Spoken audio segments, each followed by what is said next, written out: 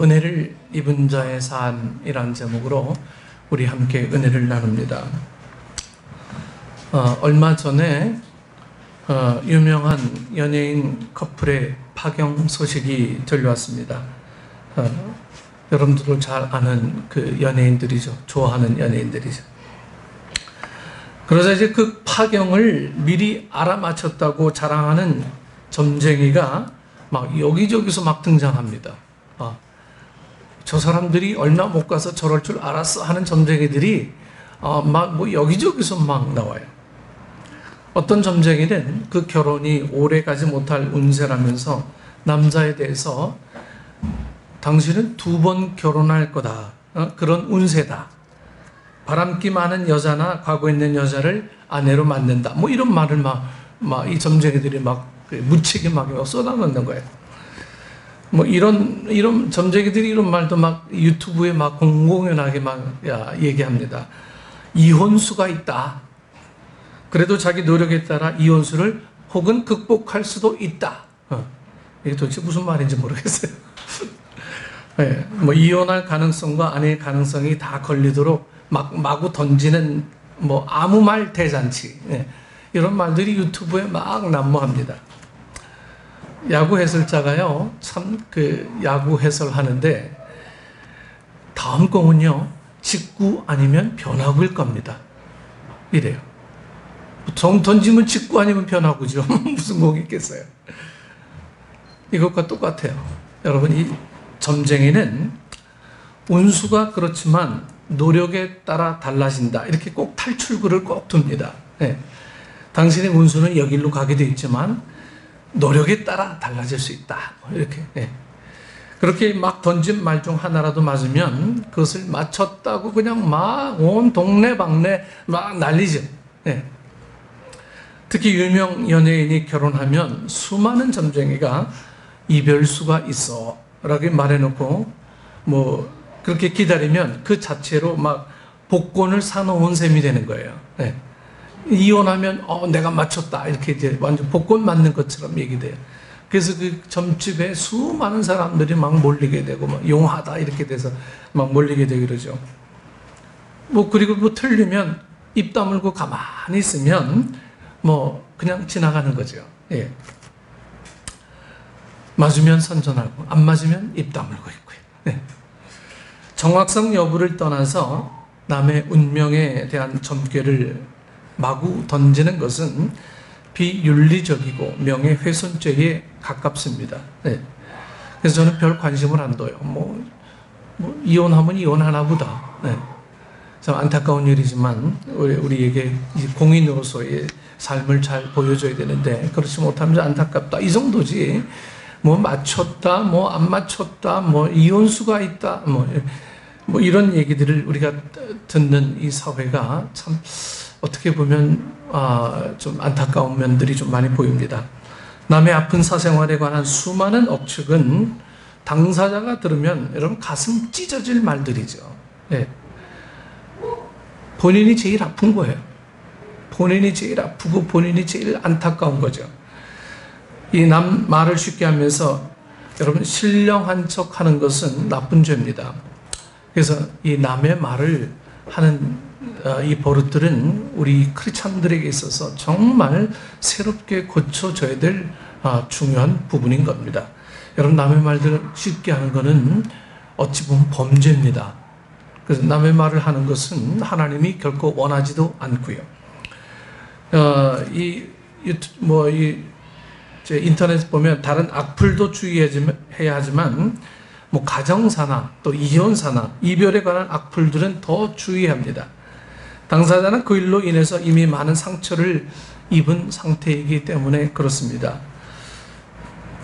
요한복음 8장 7절 말씀에 예수님은 뭐라고 말씀하셨습니까? 너희 중에 죄 없는 자가 먼저 돌로 치라 이렇게 말씀하고 있죠. 얼굴을 숨기고 막말하는 잔인성과 무지를 버리고 자기부터 돌아보라는 말씀입니다. 남의 아픔을 흥미거리로 삼는 것도 참 나쁘지만 이 점괘까지 내세워서 막 혹세무민하는 것은 여러분 더욱 나쁜 태도죠. 요새는 이 인터넷에 기록이 다 남으니까 옛날처럼 이 점괘를 막 던지지 않고 애매모호하게 막 던져요. 네. 뭐 이혼수가 있다 이렇게 하면 이제 이 인터넷에서 뭐 모욕죄 뭐 이런 걸로 해서 다 이제 걸리게 되거든요. 그래서 뭐 아주 우회적인 말로 막 이렇게 막 얘기해요. 사슴을 쫓는데 몰입꾼이 없다. 뭐 말을 탔다가 내린다. 뭐 이런 말을 막 해요. 네, 이런 말을 하면서 그들의 아픔을 이렇게 우회적으로 막 비유하고 얘기합니다. 네. 뭐 이 하노이 북미 회담 결렬을 뭐 마친 예언이라고 나중에 결과에 맞춰 해석하면서 막 용하다고 합니다. 내가 이 결렬될 줄 알았어. 하면서 얘기했잖아. 뭐 이런 얘기들이에요. 뭐 귀에 걸면 귀걸이, 코에 걸면 코걸이. 네. 뭐 하나만한 점괘도 있어요. 과거 있는 상대를 만날 운이야라고 하는데, 네. 뭐 이런 말들. 건강 안 좋겠어. 운동하고 술은 조금만 마시는 게 좋아. 산만하니까 집중력을 길러. 뭐 이런 얘기들이. 뭐 산만하면 집중력 길러야지. 이게 무슨 점괘입니까? 네. 또 어떤 점쟁이는 과거 있는 상대를 만날 운이야. 뭐 이렇게 이해하는데, 여러분 이 세상에 과거 없는 사람이 어디 있어요? 과거 없는 사람이. 막 던져서 막 몇 개 만든 점에 미혹되지 않아야 됩니다. 아무 점괘나 내놓고 뭐 아니면 말고 뭐 이런 미혹에 요즘 사람들은 잘 속지 않죠. 일반인도 점쟁이의 말장난의 실체를 이젠 대략 알아버렸기 때문에 이제는 막 말을 던지거나 뭐 이런 말들은 점쟁이도 되게 조심스럽게 막 하는 세상이 됐습니다. 연말이 되면 매년 점쟁이가 신년 점괘를 내놓죠. 내년은 연애할 운이야. 기인과의 만남이 있어. 뭐. 이성 때문에 참 마음고생을 할 것 같아. 이별수를 피해 가급적 늦게 결혼해. 뭐 다 하나만 한 얘기예요. 인생은 수많은 만남과 이별로 이루어져 있습니다. 늘 생길 수 있는 이 현실을 바탕으로 이 막 던진 점괘를 용하다고 믿는 것은 여러분 자기 영혼을 파는 것입니다. 요즘 매년 연말에 나오는 점괘는요. 제가 두 해인가요? 세 해 동안 계속 들었습니다. 내년에 김정은 신변에 변고가 생긴다는 점괘입니다. 그러니까 뭐 누가 이제 저격을 한다든지 뭐 이런 얘기잖아요. 틀리면 다음에도 또 비슷한 점괘 또 내놔요. 예. 그렇게 막 던진 점괘를 뭐 한두 개 맞췄다고 신기해서 막 소름 끼친다고 우리가 이야기하면 안 됩니다. 여러분 고장난 시계도 하루에 2번은 맞죠. 예. 어쩌다 소도 뒷발로 쥐를 잡고요. 여러분 이 보고 싶은 것만 보고 듣고 싶은 것만 듣는 사람 심리를 이용해서 누군가 이 딱 걸리도록 점쟁이가 막 이 점괘를 던질 때 거기에 우리가 미혹되지 않아야 한다라고 하는 거죠. 심약한 사람 한 명만 꿰차도 여러분 점쟁이는 많은 것을 털어갈 꿀단지를 얻게 되기에 점괘를 막 이렇게 던지게 됩니다. 이단 교주가 치유되는 사람 한 명이라도 걸리라는 식으로 치유되었습니다. 이런 말을 이제 막 던지고 마구 안수하는 것과 똑같습니다. 유명한 연예인들이 결혼하면 일반인도 한 번쯤은 생각합니다. 화려한 연예계 생활에 젖은 그들이 서로를 섬기며 정말 잘 지낼까? 또한 연예인의 이혼율이 일반적으로 높은 것은 상식이죠. 그런 상황에서 이 파경을 맞췄다고 막 용한 역술인이라고 믿고 찾아가서 점을 치고 막 소원까지 빈다면 참 이거 어리석은 일이죠. 그만큼 인간이 연약하다. 여러분 그것도 이 죄의 흔적입니다. 인간이 연약하다라고 하는 누구를 믿고 싶어하는 그 본능은 누구에게나 다 있지만 특별히 우리가 보고 싶은 것만 보고 듣고 싶은 것만 들으려고 하는 이 편협한 사고방식도 우리에게는 어쩌면 죄가 된다라고 하는 거죠. 앞으로 내 삶의 전과 미신은 여러분 흔적조차 없게 해야 합니다. 우리 교인들은 그렇지 않겠지만 여러분 놀라지 마십시오. 대교회 나가시는 분들 30%가 점집을 찾는데요. 참 이 아이러니한 이야기가 아닐 수 없어요. 어떻게 교회를 다니면서 점집을 찾는다는 거예요. 하나님이 그들에게 도대체 무엇이기에 대교회의 30% 정도가 점집을 찾는다. 그것도 일반 성도면 오죽하겠습니까? 장로, 권사, 집사, 안수 집사. 여러분, 이런 분들이 이 점괘 가는 거예요. 참 웃지 못할 일이 있어요. 어느 권사님이 점집에 앉아있는데 이 점 다 치고 나가 보니까 장로님이 뒤에 앉아 계시더래요. 이 참 요지경인 세상이에요. 예. 우리는 앞으로 이 미신과 이 이런 문제는 좀 흔적조차 우리는 없게 해야 하는 거예요. 흔적조차. 예. 한 장손이 40년 전 예수님을 믿고 모든 제사를 다 없앴고 이 제사 기구도 다 버렸습니다. 그때 집안 어른들과 동네 이 무속인이 막 무섭게 저주합니다. 조상을 무시하는 너와 네 자손들이 얼마나 잘 사나 보자. 40년이 지난 지금 90이 넘은 그때 어르신들은 다 그때 너 그때 참 잘했다 이렇게 칭찬합니다.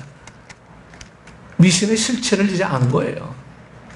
또한 그의 자녀들은 막 세계를 누비고 다니면서 다 정직하게 살고 있지만 그때 이 무속인들이 저주한 그 제기를 다 버리고 우상을 다 버린 그 가정을 저주한 그 무속인은 폐가 망신해서 이 길거리에서 죽고 말았어요.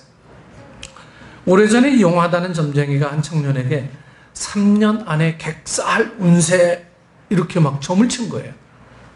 그 50년이 지나서 70세가 된 그 청년이 최근에 그 가짜 점쟁이를 붙잡아 혼내주려고 막 수소문하고 막 이렇게 다녔는데 다니다 보니까 그 점쟁이가 오래전에 객사한 거예요. 네. 대신 그의 수제자란 젊은 점쟁이를 붙잡고 아주 무섭게 혼내자 그 젊은 점쟁이가 막 죄송하다고 막 싹싹 빌었습니다. 여러분, 잘못된 점괘로 사람을 속이고 물질을 탈취했으면 법적인 책임을 물어야 하는데 대부분 그냥 넘어가니까 점도둑처럼 이 점도둑이 계속 우리에게 활보하는 것입니다. 요즘은 백화점에도 이 타로점을 보는 사람들이 아주 공개적으로 막 있죠. 네. 종로 2가 가면 거기에 이 타로점 보는 사람들이 이 천막을 쭉 쳐놓고선 있어요. 이 종로 2가가 어떤 곳입니까? 이 노인들이 갈 곳 없는 노인들이 많이 있는 그곳이에요. 네. 이 노인들이 참 답답하고 믿을 구석 없고 자식도 믿지 못하겠고 자기 이야기를 들어줄 수 있는 사람 없으니까 그 점집 가서 이 타로 좀 보면서 위로받는 거예요. 네. 참 이 마귀가 그런 것들을 너무너무 잘 이용하는 것 같아요. 그래서 우리는요, 크리스찬들은 남의 이야기를 잘 들어줄 줄 아는 사람이 돼야 됩니다. 내 주장만 펴서 따라와! 이 리더십만 강하게 하는 사람이 아니라 무조건 들어주는 거예요.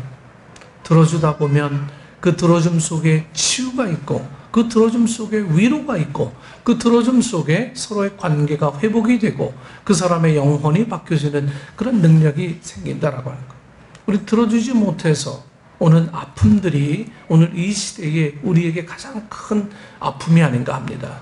이제 점점 노년사회로 접어듭니다. 노인들은 어디 가서 이야기할 데가 없어요. 내 이야기를 들어주면 다 구차한 얘기라고 우리 아들, 딸들, 손자, 손녀들은 다 뭐 구차한 얘기라고 다 무시해버립니다. 이제 그들의 삶을 주님도 사랑하시는데 오늘 우리가 위로받을 곳 없어 헤매는 그분들을 위해 우리가 해야 될 일들은 여러분 우리의 귀를 열어 놓는 거예요. 들어주는 거예요. 그래서 상담의 가장 기초는 들어주는 거라고 하지 않습니까? 그냥 내 주장 펴지 말고 그냥 들어주시면 모든 것들이 다 덮이는 거예요. 다 덮이고 치유가 있고 위로가 있는 거예요. 예수님은 한마디 던지셨습니다. 누구든지 죄 없는 자가 와서 돌로 치라. 많은 사람들이 아무 소리 못했어요. 할 말이 없는 거예요. 주님은 한마디만 하셨어요. 엄청나게 2시간, 3시간 이 설파하신 게 아니고 한마디만 하셨어요.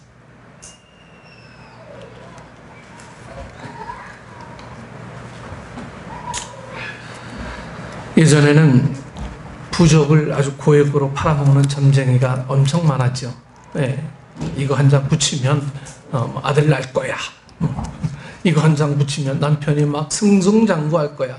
베개 밑에다 막 숨기고 이불 밑에다 막 이렇게 해놓고 막 이런 시절들이 있었어요. 어떤 부모는 자녀가 공부를 못하자 800만 원을 내고요. 무속인에게 산 부적을 아이 방에 붙였어요. 효과가 전혀 없었어요. 그런 미혹자들이 도처에 많습니다. 도처에. 가장 안타까운 사실은 그런 점쟁이 수법을 따라서 헛된 예언으로 영혼을 훔치는 이단과 사이비 교주에 넘어가는 교인이 의외로 많다는 거예요. 여러분, 그런 분들이 일자 무식쟁이가 아니라 다 대학 나오고 대학원 나오고 박사들이 그런 짓거리 하고 있어요.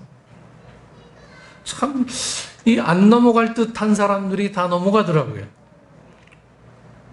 그래서 세상의 똑똑함은 하나님의 미련함보다 못하다고 늘 이야기하지 않습니까? 세상에서 똑똑하다고 교회에 와서 이 자기의 잘난 체를 드러내는 것은 교만이라 늘 교회에서 이렇게 얘기하는 거죠. 길에서 포교하는 사이비 종교인의 미혹 패턴은 여러분 크게 두 가지입니다. 하나는 막 띄워주면서 미혹해요. 당신 얼굴 보니까 무슨 기가 흐르는 것 같아요. 네. 네. 하면서 자기가 신비하게 된 줄 알고 막 미혹합니다. 또 하나는 은근히 떠보면서 미혹합니다. 가정에 어떤 우환이 있어요?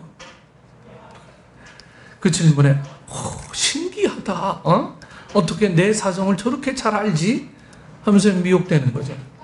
여러분, 이 세상에 크고 작은 문제가 없는 가정 어디에 있습니까? 다 문제 있어요. 애매한 말장난 예언에 미혹되지 않아야 되죠. 점치는 사람 치고 잘 되는 사람이 거의 없듯이 예언 맞기를 좋아하는 사람 치고 잘 되는 사람도 거의 없습니다. 하나님은 점을 무엇보다도 싫어하시죠. 점은 아예 안 믿겠다고 작정하고 점쟁이는 찾지도 말고 예언으로 포장된 예수 점도 믿지 말아야 돼요. 전 어릴 때 가끔 이 학교에서 소풍을 가면 절 있는데 많이 가요. 그럼 저는 이 절을 들어가는 게 너무너무 무서웠어. 절 들어가다 보면 맨 입구에 뭐가 있어요?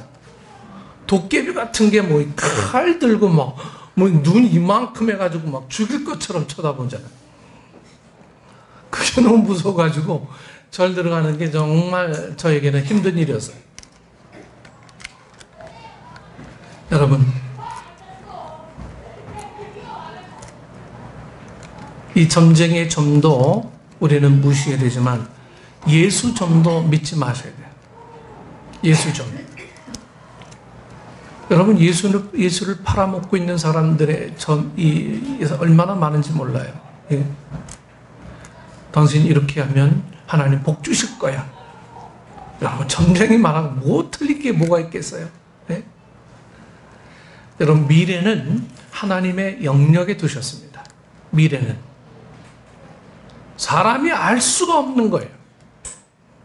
하나님이 모르게 하신 것을 우리가 너무 알려고 하면 안 되죠. 하나님이 감추어둔 것은 그냥 감추어둔 것으로 남겨두어야 됩니다. 호기심이 지나쳐서 미래를 알아내려는 것은 미래를 훔치려는 불의한 태도입니다. 초등학생들이 이제 어른 축구 선수, 축구 구장처럼 된 구장을 45분 뛰고 후반전 45분 뛴다고 생각해 보세요. 얼마나 힘들겠어요. 초등학생 구장은 조그맣잖아요. 거기서 단련받고 훈련되어지고 나중에 근육이 붙고 성장한 다음에 어른 구장을 사용해야죠. 지금 자기의 모습은 보지 않고 마음만 가득 차서 난 하나님의 세계를 이렇게 볼 거야. 믿음은 받쳐주지 않는데, 순종하지 않는데, 그렇게 달려나가는 이 사람들은 결국 쓰러질 수밖에 없는 거죠. 은혜를 입는 자는 미래의 운명을 정확하게 아는 자가 아니라 하나님의 말씀대로 살면서 미래를 대비하고 미래의 운명을 개척하는 자입니다. 여러분 본문 3절 말씀을 보면 아브라함이 내 주여 내가 주께 은혜를 입어 싸우면 이라고 말하면서 행동하는 장면이 나오죠. 여러분 은혜를 입은 자에게는 어떤 삶이 우리에게 생기게 됩니까? 첫 번째로 겸손한 삶입니다. 은혜를 입은 자는 첫 번째로 겸손한 삶이에요. 어느 날 하나님이 마므레의 상수리 나무 숲에서 아브라함에게 나타나셨습니다. 그것은 아브라함이 롯과 헤어진 후 정착지로 삼은 헤브론 인근의 장소였습니다. 즉 황무지였어요. 거기서 날이 뜨거울 때 아브라함이 장막문에 앉아 있었습니다. 그때 눈을 들어보자 사람 셋이 맞은편에 서 있었죠. 아브라함은 그들이 보통 사람이 아닌 것을 알고 급히 달려나가서 영접하면서 몸을 땅에 굽힙니다. 그 태도는 아브라함의 겸손함을 잘 보여줍니다. 그의 겸손함은 은혜를 입게 한 핵심 요소였어요. 비몽사몽간에 그의 앞에 3명이 나타났는데 비범한 인물이 아닌 것을 한눈에 알아봤어요. 여러분 아브라함이 누굽니까? 하나님이 직접 택하여 부르신 사람 아닙니까? 그럼에도 불구하고 그들 앞에 몸을 숙여서 자기의 겸손함을 보입니다. 역사상 아브라함보다 힘이 있었던 사람이나 대체국의 황제도 많았죠. 그들이 아브라함처럼 이 4,000년 영향력을 가지지 못한 것은 힘이 있을 때 겸손해지는 삶과 마음이 없었기 때문이었습니다. 요새 어떤 언론인은 여론을 주도하기에 때로는 이 언론이 대통령보다 더 힘이 있는 것 같다. 뭐 이런 생각도 들죠. 그때 이 언론인들의 이 생각들은 잃지 말아야 할 것이 바로 겸손이라고 하는 거예요. 아무거나 되는 대로 다 써요. 그가 힘을 과시해서 여론을 억지로 만들어내려는 순간 곧 역풍이 불어 자신도 스스로 만든 덫에 이제 빠지게 되는 거죠. 사회나 공동체에서 여러분 이 피해자의 입장을 대변해 주려는 마음은 아주 좋은 마음이지만 늘 잊지 말아야 할 사실은 좋은 마음인 이 선보다 바른 마음인 진이 우선이란 사실이에요. 진이 우선이라는 거예요. 여러분 미스 코리아 뽑을 때 진선미를 뽑잖아요. 여기서 제일 이쁜 사람이 누굽니까? 진입니까? 외모적으로 이쁜 건 선이에요. 하지만 외모와 이 내향, 이 모든 것들이 겸비돼서 갖춘 사람을 진으로 뽑는 거죠. 예. 때로는 피해자라고 주장하는 사람이 여러분 진짜 피해자가 아니라 동조자나 공모자나 심지어는 가해자인 때도 있어요. 그 경우에 상대의 정당한 반론조차 무조건 2차 가해란 딱지를 붙여 매도하면 그것은 바른 마음도 아니고 좋은 마음도 아닙니다. 그런 마음의 변질을 막으려면 수시로 자신을 겸손하자 늘 우리는 다짐해야 됩니다. 겸손하자. 그래야 선한 영향력도 잃지 않고 하나님의 은혜와 축복도 계속된다라고 하는 거예요. 마치 전보듯 뭘 바치면 하나님께서 주실 거야. 이런 식의 어떤 점쟁이가 하는 식의 이 복을 구하는 성도들은 온전한 성도가 아니에요. 겸손하면 하나님께서 함께 해주시는 거죠. 겸손하면 주님의 말씀을 순종하는 능력이 우리에게 있으면 하나님의 복은 임하게 되는 거죠. 두 번째로 이 대접하는 삶입니다. 아브라함은 세 사람에게 자기가 물을 조금 가져와 발을 씻게 하라고 했습니다. 여러분 이 당시 문화에서 물을 가져와서 여행자의 발을 씻어주는 것은 손님에 대한 최고 예우였습니다. 예. 저도 이스라엘 갔는데요. 이 히브리 대학 교수님이 저희들 가이드했어요. 이 히브리 대학 교수님이 자기 집에 저녁에 초대하면서 늘 하는 이 예법이 있답니다. 그게 뭡니까? 했더니 들어보시면 압니다. 해서 들어갔어요.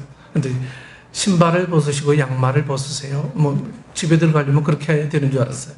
그랬더니 우리 저 인원수만큼 대야가 쭉 놓여 있어요. 의자가 놓여 있고. 거기에 다 앉아서 제가 발을 씻겨드립니다. 그 히브리 대학 교수님이 저희 이스라엘 여행 온 저희들을 발 하나하나를 전부 다 깨끗이 그냥 다 씻겨주셨어요. 여러분, 참 그때 그분의 겸손함을 통해 우리가 뭘 봤냐면 예수님이 제자들의 발을 닦으실 때 이러한 마음이셨구나. 이 예수님은 제자들에게 말로 말씀하지 않으셨어요. 행동으로 보이셨습니다. 너희들도 가서 그냥 발 닦아줘 이런 게 아니고 스스로 발을 닦으셨어요. 제자들의 발을.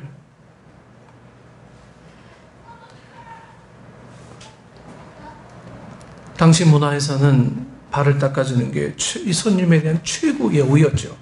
게다가 뜨거운 햇빛을 피해 나무 아래서 쉬고 떡을 조금 가져올 테니까 그것으로 마음을 상쾌하게 한 후 떠나시라고 이 몸에 대인 어떤 대접성이 있었죠. 여러분, 대접받으려고 하면 대접도 못 받고 은혜도 못 받지만 대접하려고 하면 대접도 받고 은혜도 받는 거죠. 이게 이 성경에서 말하는 이 역설적인 은혜라 이렇게 하는 것이죠. 어느 한 사람이 큰 고난 중에 하나님을 깊이 만나고 다짐했습니다. 하나님, 이 시련의 때를 지나면 제가 주일 성수 열심히 하고 목사님의 비전을 위해 힘써 후원하겠습니다. 마침내 이분이 이제 시련의 때가 지난 거예요. 어려운 시기가 다 지난 거예요. 그리고 일이 예상보다 기적적으로 잘 풀려서 담임 목사님에게 이제 말합니다. 목사님, 좋은 사람들이 저를 잘 이끌어 주셔서 길이 참 잘 열리고 있습니다. 열심히 해서 고난 중에 다짐한 대로 좋은 일도 많이 하고 목사님의 비전도 힘써 후원하겠습니다. 이 목사님이 기뻐하면서 당부합니다. 성도님, 저의 비전을 후원하려는 마음은 기쁘고 고맙지만 후원을 늦게 해도 좋고 아니 안 해도 좋으니까 성공이 늦거나 혹은 성공하지 못하는 한이 있어도 최대한 바른 길로 가면서 성공을 추구하십시오. 그 뒤로도 목회자가 여러 번 같은 말을 막 잔소리처럼 하면 그가 대답합니다. 꼭 명심하겠습니다. 누군가를 잘 대접하려는 마음은 좋지만 여러분들 바른 방법으로 대접하려고 해야 합니다. 바른 방법으로. 바르게 대접하려고 할 때 그 대접이 복의 원천이 되는 거죠. 네. 세 번째로 섬기는 삶에 대해서 오늘 말씀을 나눕니다. 아브라함의 대접하는 말에 그들이 내 말대로 그렇게 하라 이렇게 하자. 아브라함이 급히 장막으로 가서 사라에게 뭘 만들게 합니까? 떡을 만들게 하고요. 그리고 기름지고 좋은 송아지를 잡아 하인에게 주어서 급히 막 요리하게 했습니다. 그리고 엉긴 젖은 이 치즈를 말하죠. 우유와 하인이 요리한 이 송아지를 가져다가 그들 앞에 차려놓고 나무 아래 모셔서자 그들이 먹었습니다. 종이 시중 들듯이 극진하게 그들을 섬겼습니다. 그처럼 여러분 섬김의 삶을 실천할 때 영혼도 견고해지고 하나님의 은혜도 넘치게 되는 거죠. 여러분, 왜 요새 교회가 젊은이들을 잃습니까? 세상 재미가 너무 크기 때문만은 아니라고 저는 봅니다.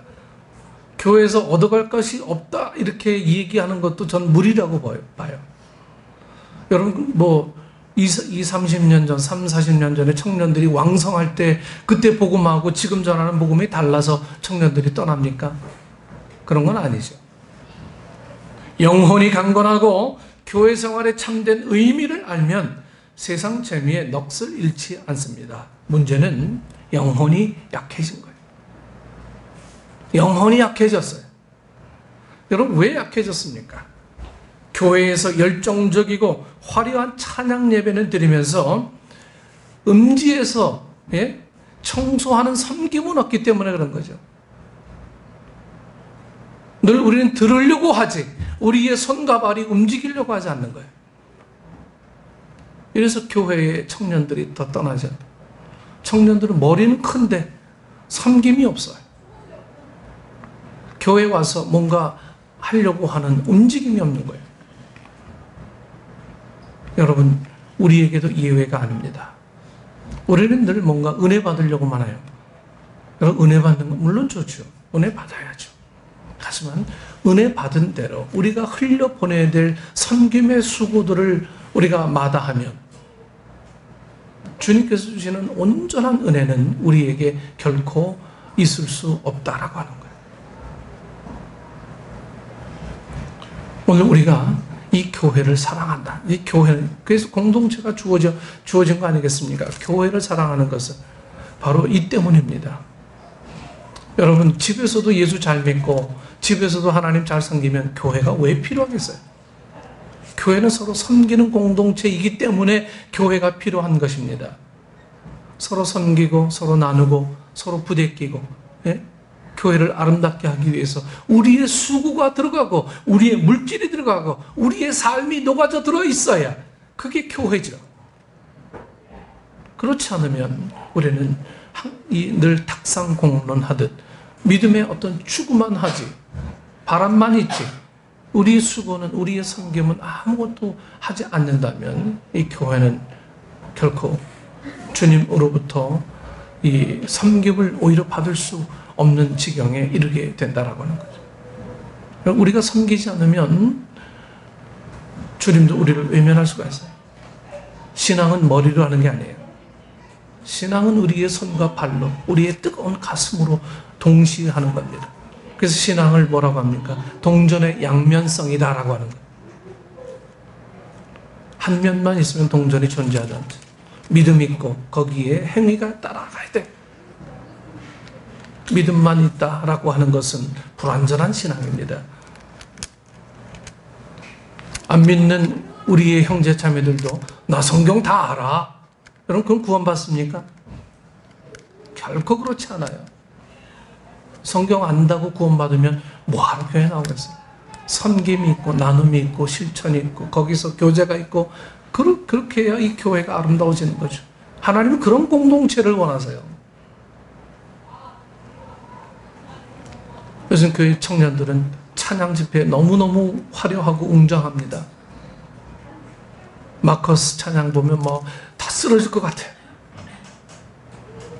그런데 그들의 삶에 정말 섬김이 있는가?